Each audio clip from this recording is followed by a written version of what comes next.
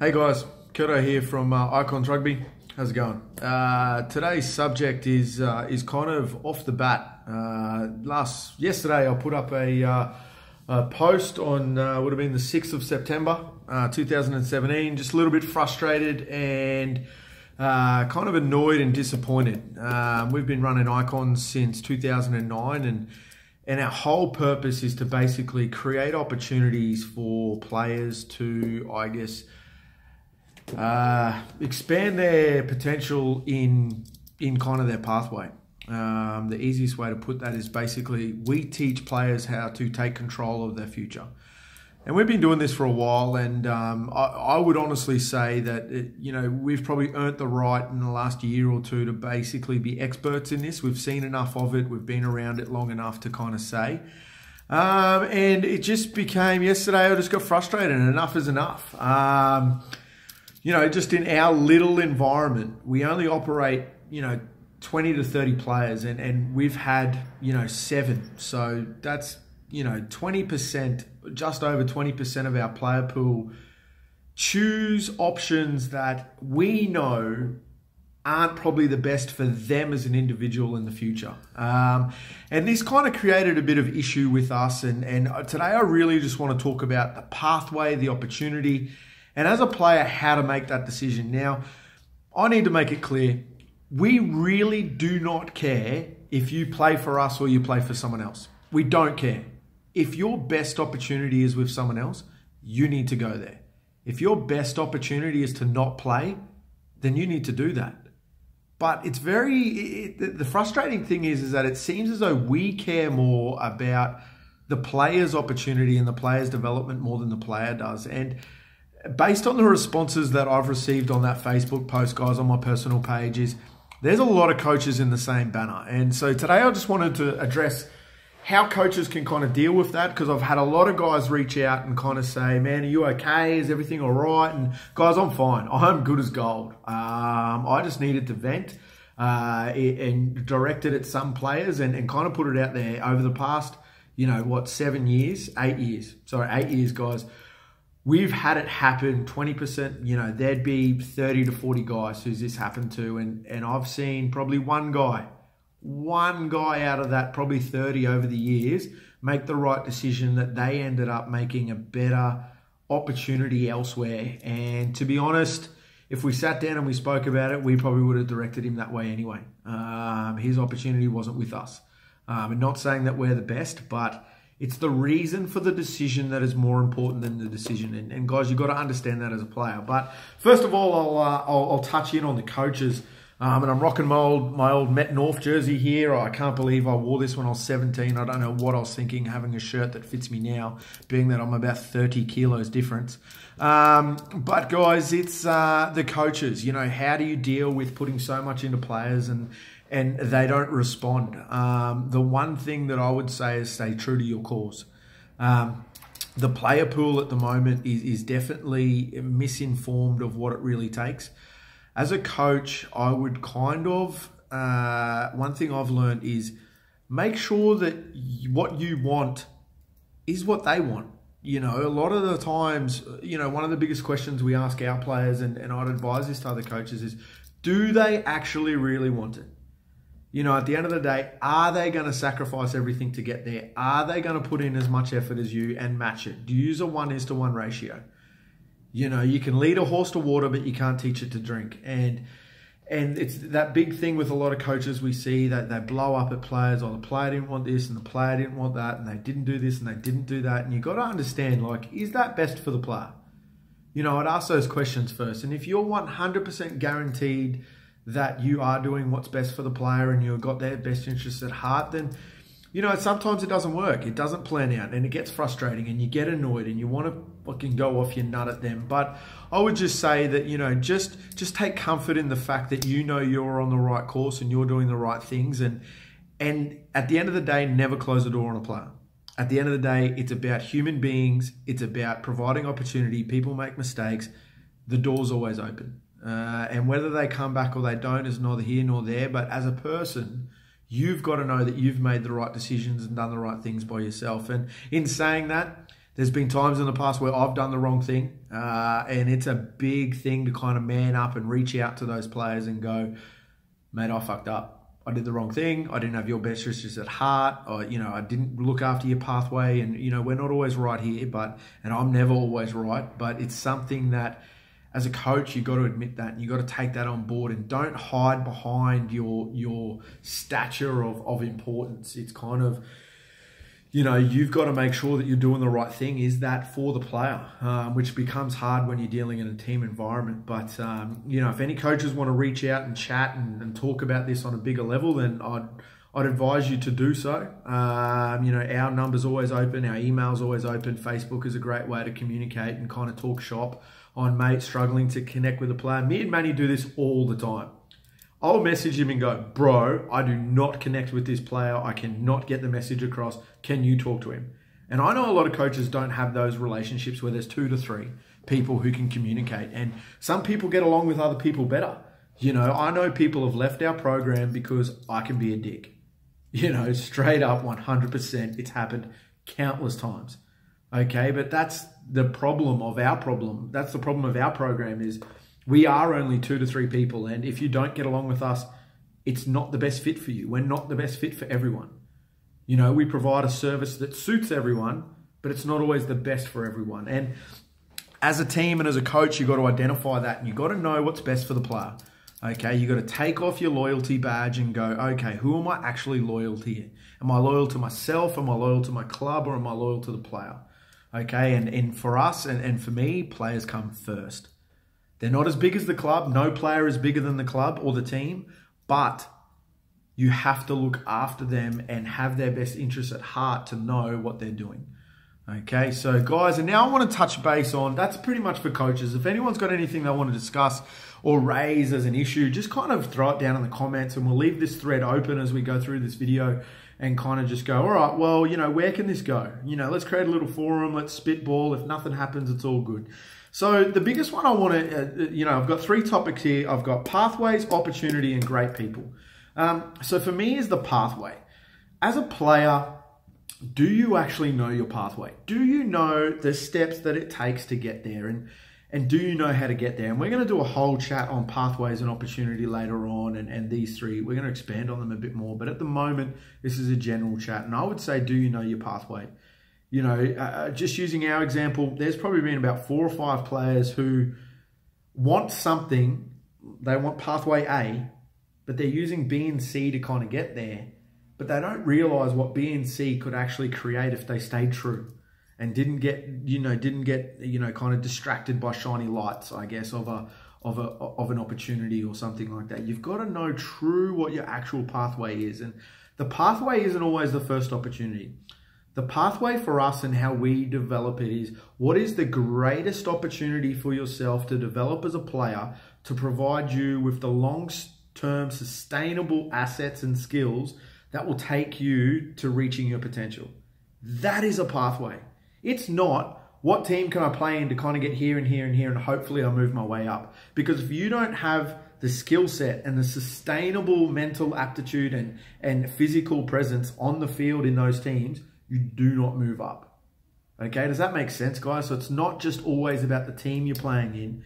It's about what you're doing in those teams to tick the box to go higher through that pathway. So, guys, that's just a little overview on that. The second one for me is the opportunity. You've got to understand your opportunity.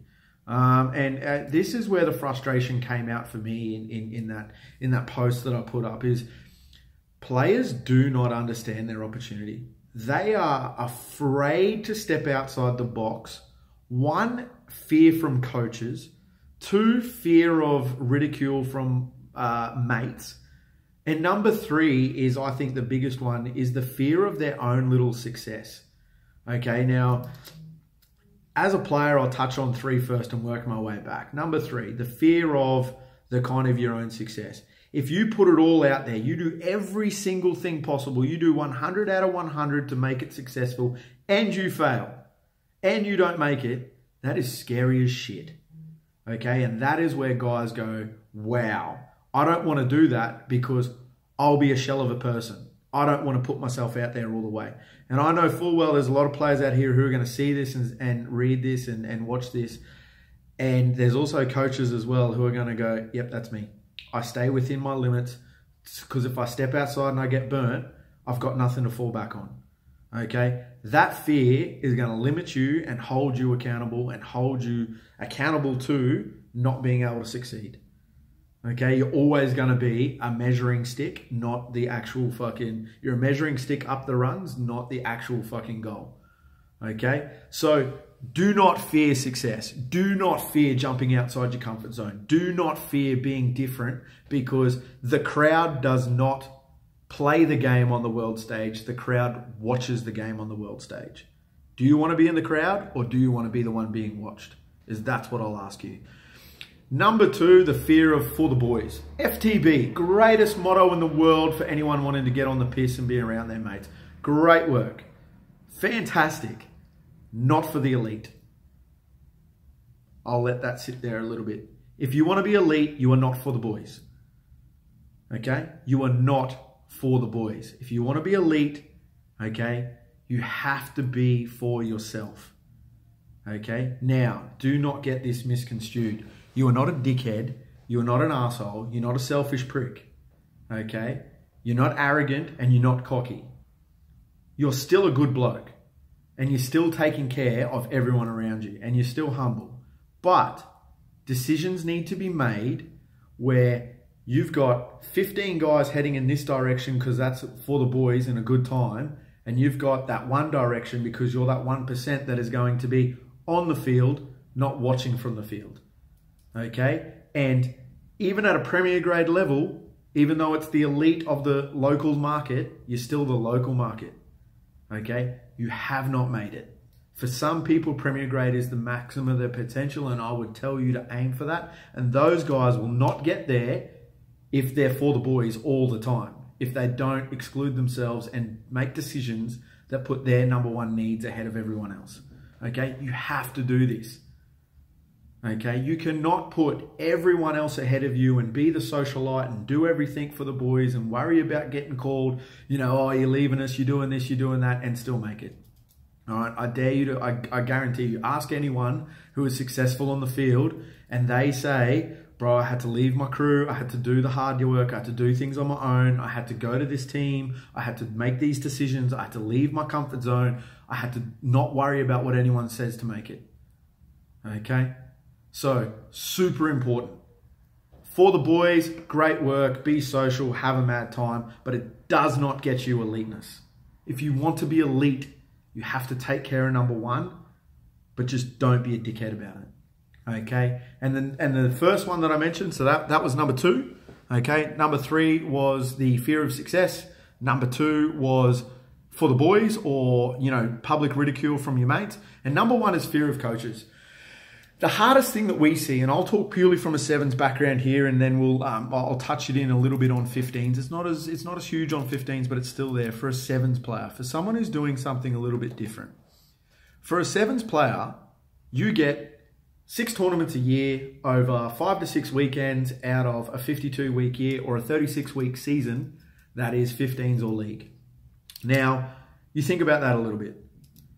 You then make your decisions to a club or a coach or someone around that about you've got an opportunity to kind of excel in this side market, okay? But you don't do it because if you piss off that coach or that coach wants you to go here, here, and here, because what is he worried about? He's worried about his 36-week season, okay? So you've got to understand where people's thoughts processes are and where their advice is grained from. Now, me, I'll tell you full straight.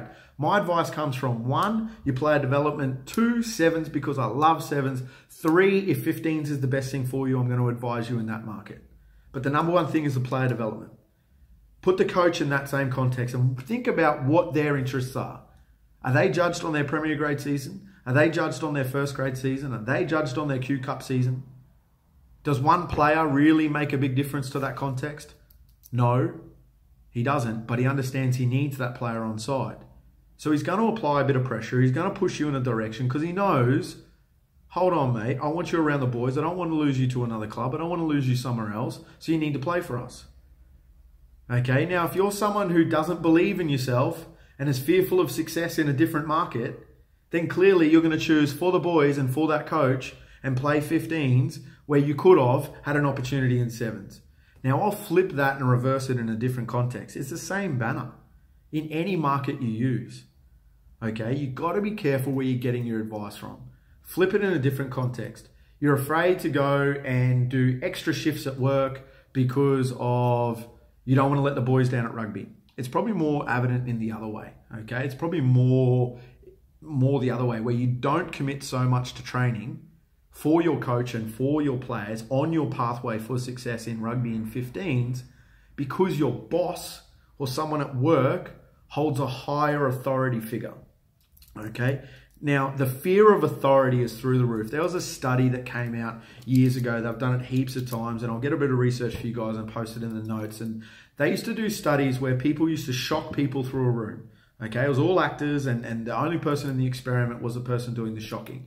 They found an 80% succession rate on people shocking another human being, having someone with a lab coat and a folder standing over the top of them saying, it's okay, we need this information, you need to keep shocking them. While the other person in the room is screaming for their life, basically dying, 80% of the human race will shock the other person because of an authority figure tells them that it needs to be done. We fear authority. Okay, now I'm not telling you to revolt against authority and everything like that, but understand the power of authority and what it does. From a player point of view, know what that coach is trying to achieve and understand that. And if his goals and his alignment doesn't match with you, you need to make a good decision. Okay, you need to back yourself. Now, you need coaches, you need teams, you need everything to succeed. Okay, one player is not bigger than the team, but just know that some coaches out there and some teams out there will manipulate players for the benefit of the team and the coach, not what's best for that player. Okay, now this isn't across context. It is just, singular things. One player here, one player there. If you feel as though you're being manipulated or controlled and you're not able to get your opportunity because you're having to sacrifice yourself for the team, don't blame the team, blame yourself for not making that decision. Okay, so that's what I wanted to kind of chat to you about today, guys, is the fear of coaches and authority figures, the fear of, for the boys, the fear of our own success is the reason that we see, I would probably say 80 to 90%, I don't have an exact figure, it's a rough ballpark, 80 to 90% of rugby players do not make it, whether they've got the potential or they've got the desire or whatever they say. Their actions are controlled by authority, the boys, and fear of their own success. And that's why they don't make it. And I'll flip that and put that in a life context. If you think this is resonating with you and you think you're one of those kind of people, just have a look outside your life. Just have a look outside rugby. Take rugby out of it. You'll find the same issues. You'll find the same things outside of rugby. You're controlled by your job, or you're controlled by an authority figure there. You're then controlled by the social or relationship that you're in.